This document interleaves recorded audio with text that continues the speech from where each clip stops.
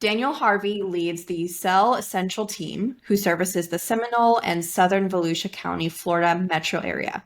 Clients can rely on Daniel and his team for professionalism, dedication, and personalized approach. His ability to connect with people and maintain a thorough market knowledge enable him to guide clients with confidence. Daniel, thanks so much for joining me today and sharing a little bit about your real estate journey and your tech. But first, Daniel, do you mind sharing how you originally joined the real estate industry? Yeah, so it's kind of a funny story, actually. My wife and I got married. We actually just celebrated our fifth anniversary this past week on November 3rd. And prior to coming into real estate, I was a high school band director for 15 years.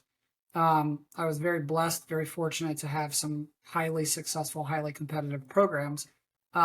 However, when I asked my wife's dad for permission to marry his daughter, in his very New York accent and kind of gruff personality, he very politely suggested that I find a way to be able to support his daughter and his grandkids. Being an educator, unfortunately, in today's society, doesn't really allow you much opportunity to do that. So as I was kind of, doing some soul searching about getting out of something that I was absolutely created to do, several band parents who were real estate agents, and I had a couple of, coffees, and they encouraged me to be able to do this. And so it was important for me that if I got out of education, that I was involved in something that provided me the flexibility to be able to give back. And so jumped into real estate, had a couple of very successful years right out of the gate, both as an independent agent and then on a top 1% producing team here in Central Florida.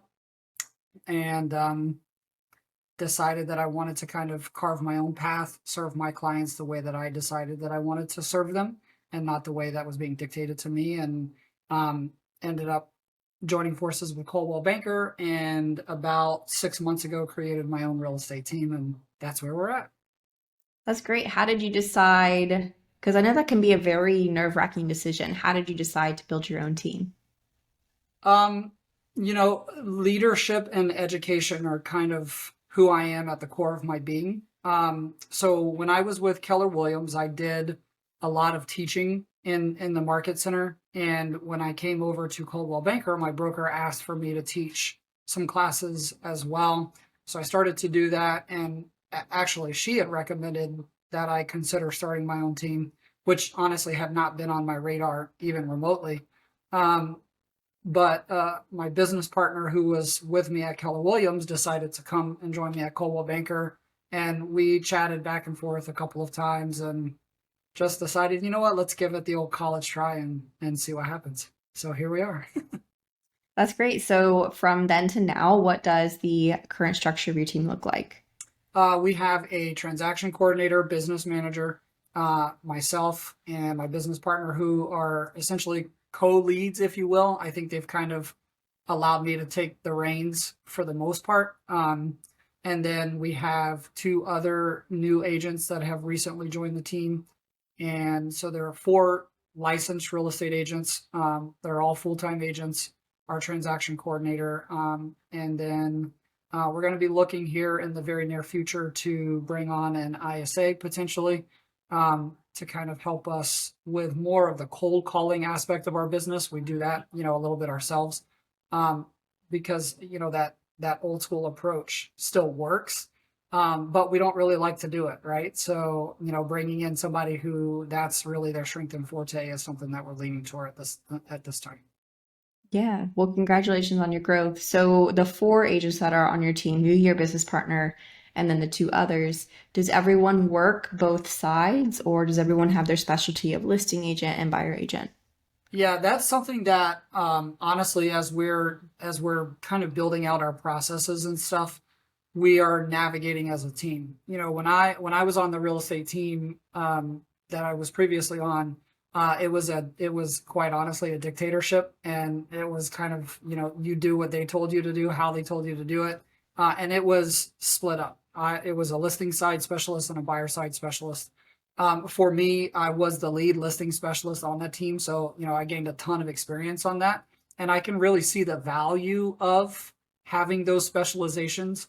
But it was really important to me, if I started a team, that we still were very open to what was important to the other agents on our team, and that the four of us who have started the team, we really navigate the beginning of this closely as a team, creating our processes, creating our standards, creating the expectations, and then from there, kind of see where it evolves. And I think naturally we are beginning to see that a couple of the agents are gravitating more towards the buyer side, and some of us, are obviously gravitating towards the listing side. So I foresee in the future us splitting to those specializations, but right now it's kind of, everybody does a little bit of everything. Yeah, and you mentioned creating processes and procedures. Do you have some sort of centralized place or centralized manual that you have for your team? Or is it sort of just verbally spoken and then the agents need to remember what their standards are for being on the team?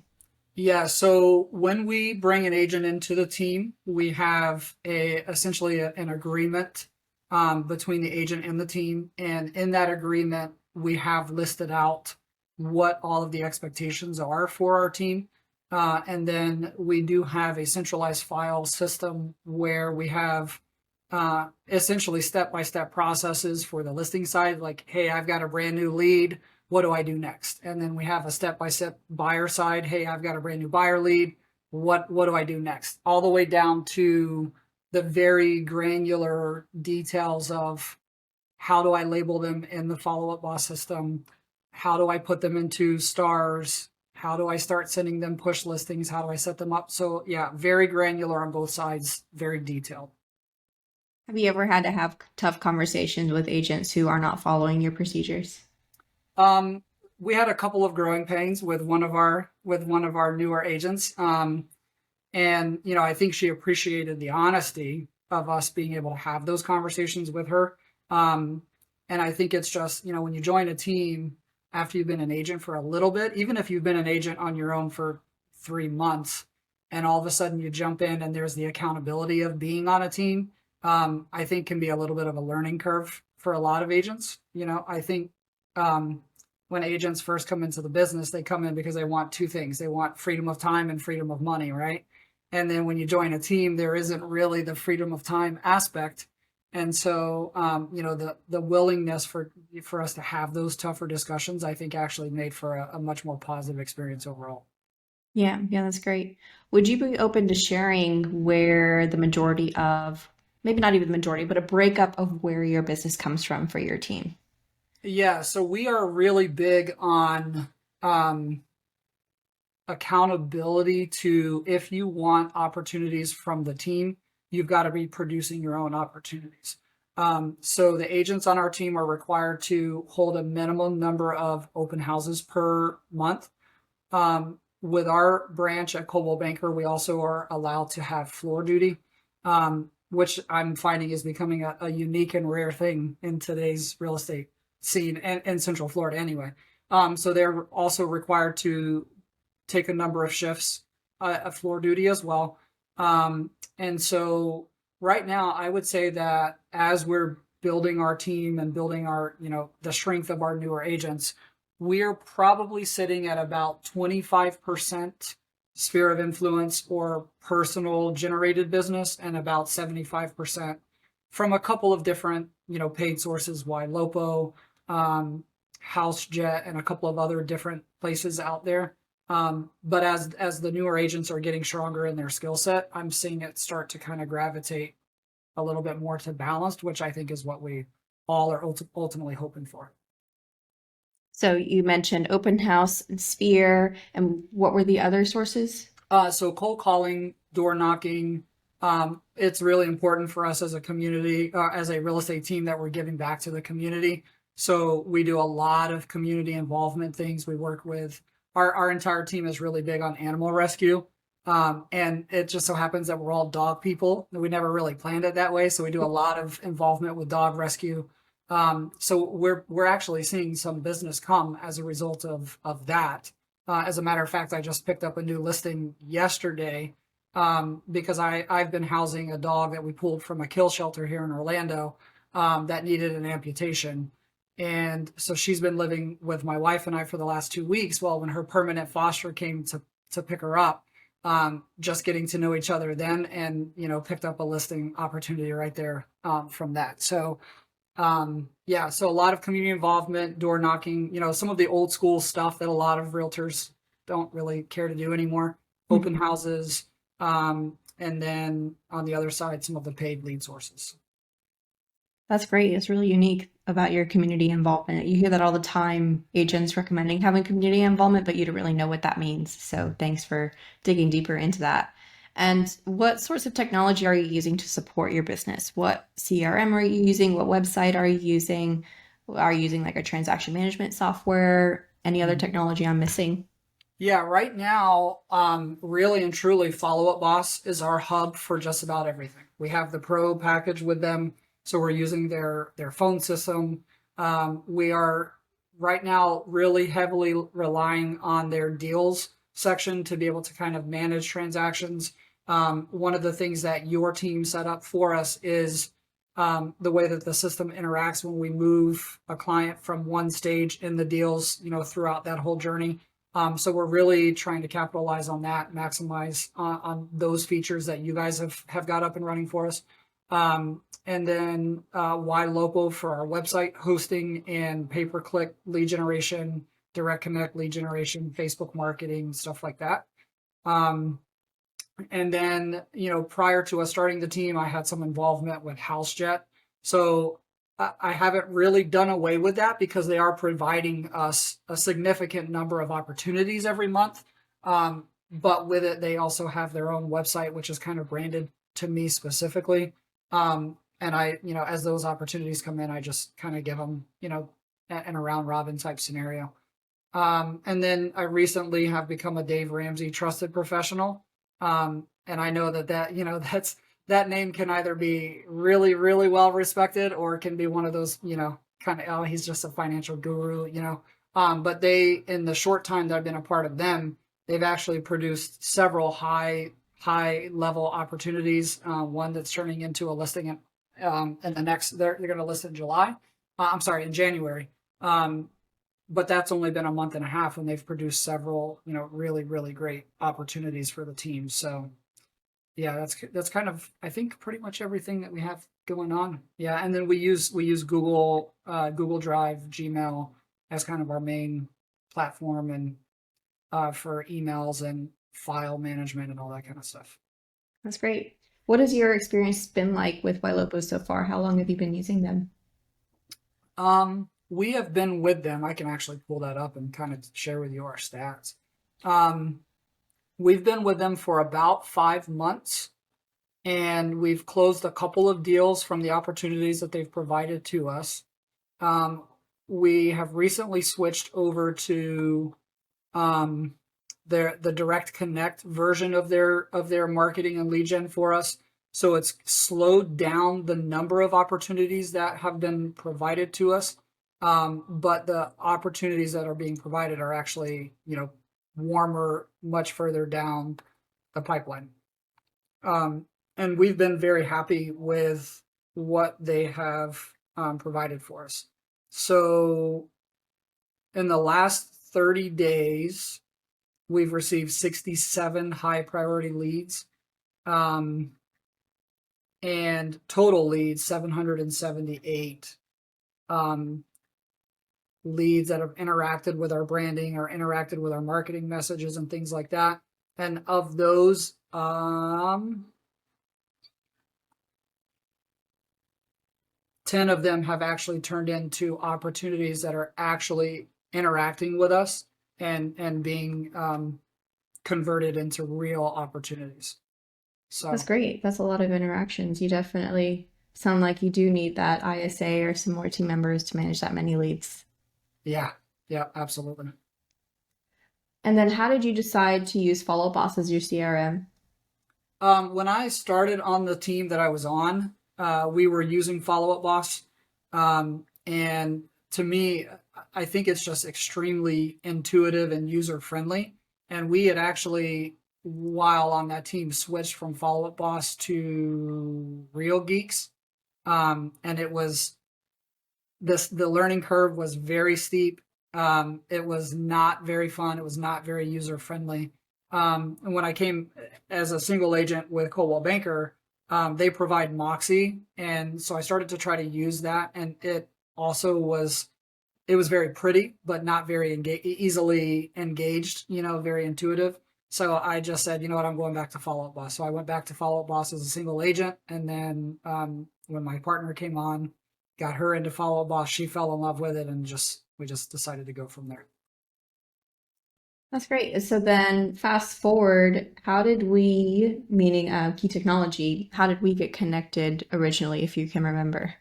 Yeah, so I think you can tell from the little bit that you and I have been interacting, it's really important to me to give back, come from a place of contribution, be willing to share information, sometimes at the cost of not getting the business, but for just doing what's right. And, when we joined Follow Up Boss, we joined the Follow Up Boss community, and just watching your willingness to freely give suggestions and recommendations and tips and tools that quite honestly could have taken away from people wanting to use you to do business. So one night, it was a sleepless night with my kid. I was just kind of browsing Facebook on my phone, and then went down the rabbit hole to your website and looked and noticed that you guys freely gave a step-by-step resource. If we wanted to just set up our Follow-Up Boss by ourselves, we could do that. And I was like, man, this chick is wanting to, she has this business, but she's giving people freely the resource to do this on their own. And just to kind of give it a try, I tested it out, and I started to go down that. I did about 4 or 5 steps that you guys had provided to us in that resource. And I went to the team and I said, hey, have you guys noticed some of the new things that are going on with Follow Up Boss? And they did, and they loved it. And I said, okay, great. I'm not doing it anymore. We're going to pay them to do it. And they said, okay, awesome. And that's how we ended up, fully integrating with you guys, and letting you take over. I appreciate that. I hadn't heard that before, so thank you. Thank you for sharing that, and thank you for noticing. So fast forward to today, what does your Follow Up Boss account look like today? You had mentioned a little bit about the deals. What does your setup look like now? Right now, we have taken the initial entry level integration that you guys have created. We started with that, and we're using that religiously until we are very familiar with it. We've gone in with some of the drip campaigns that you guys have created for us and slightly altered the language to be more beneficial to our area. But if you just think about the system that you guys created for your entry level package, whatever the $1,500 package is or whatever, we're using that exclusively. We're using your smart list, we're using your drip campaigns.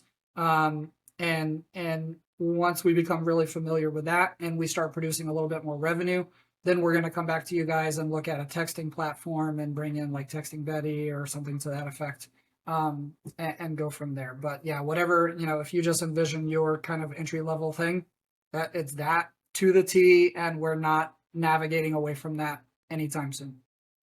That's great. And so how long, if you can remember off the top of your head, how long have you been using that sort of base setup in Follow Boss? I think we're at about a month and a half, because we're getting ready. Our 60-day thing is getting ready to lapse. So I think we're right at about a month and a half in.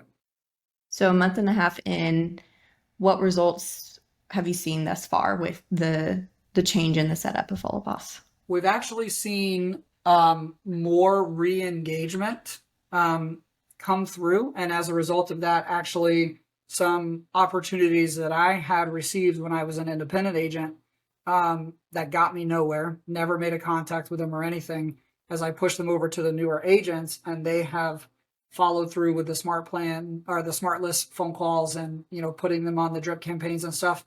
Actually, one of those agents has converted 3 of those old opportunities into now business. So I would say the experience that we've seen so far has been very positive. Re-engagements, new activity, now business, and everything has increased in the last month and a half. That's great to hear just within such a short amount of time. So one last question for you, Daniel, before you go. And this one, I'm putting you on the spot. You may have to think about the answer to this one. Can you think of one strategy that you would consider innovative? It may not be innovative in your mind, but maybe like some type of tip that you've implemented in your business. It doesn't have to be specific to Follow Up Boss or technology, just something related to your business that has had an impact on your business in some way, whether it's the way you manage your leads, bringing back client retention for repeat business, or overall business growth. What is one thing you've implemented that has helped your business succeed? Um, Man, can I give you two? Yeah, I would love the more the better.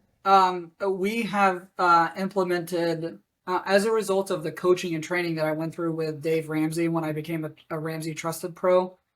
Everybody talks about, a 10 days of pain type of follow up or something to that effect. And I think that a lot of people are becoming really numb to a very pushy, salesy approach. Speed to lead is very important, but speed to lead with what type of information, what type of service are you providing them? So we have a 14-day follow-up plan that we use, but it's not always phone calls and it's not always a text message.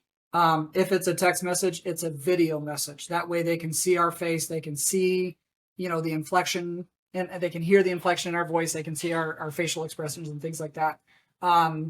And always letting them know that, we're reaching out to you because you raise your hand, right? And we just want to make sure that we're doing our part to give you the best service possible. And we're going to continue to follow up, and hopefully we'll connect at a good time for them so that we can, help them.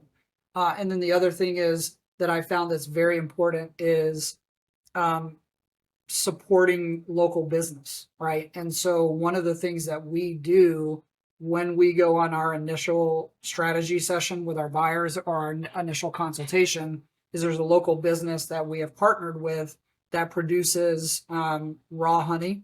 And so we actually take raw honey with us to every consultation that we have.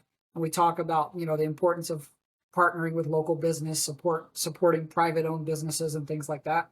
And so I think that sets us apart because we're showing upfront that we're doing, doing what we say we're doing, right? Supporting local business and those types of things. So bringing an item of value from day one that is not real estate related, and who doesn't love raw honey? So Yeah, there you go. That's very unique. So when you record those videos, do you provide your agents a script to follow, or is it sort of you just let your agents decide, or is it just one video they've recorded and then they send that same video to everybody? no, we do encourage them to be individual, right? Because not everybody's going to want to do business with me, right? Regardless of what my stats may be, they may not just click with me, but they may click with the personality of one of my other agents, right? So we like to have kind of an outline of what to say, but I really want the agents to feel empowered to put their own language behind it, their own vibe, if you will, and I think that allows them also to feel a little bit of freedom, like it is kind of their business that they can choose what they want to say, which is different than, where I came from. And it's important for them to still have that. That's wonderful. Well, thank you for sharing those two tips, not just one, but two. I really appreciate your time, Daniel, and take care. We'll chat soon. I really appreciate it. Thank you so much. Best of luck.